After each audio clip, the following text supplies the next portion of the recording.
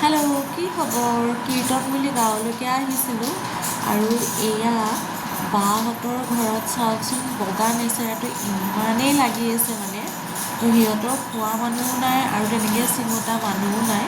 তো আমি আহি কিনে ভাবিলোঁ মানে বস্তু ঘৰৰ শাক পাচলি খোৱাটো বেলেগ কথা, কিন্তু মানে ছিঙি কিনে খুব ভাল লাগে।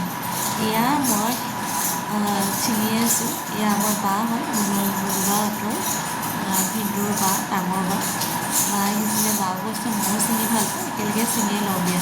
মানে শুকাই গৈছে মানে কোনো ছিঙি তেনেকৈ লৈ যোৱা নাই, সেইটো কাৰণে। আৰু লগতে মই এটা স্মৃতি হিচাপে ভিডিঅ'ও ৰাখি থৈ দিছোঁ। এয়া আপোনালোকক দেখাই আছোঁ মই কিমানখিনি আজি নেচেৰা ছিঙি আছোঁ, চাই ল'ব। ঘৰৰ শাক পাচলি মানে কি আৰু সোৱাদেই বেলেগ।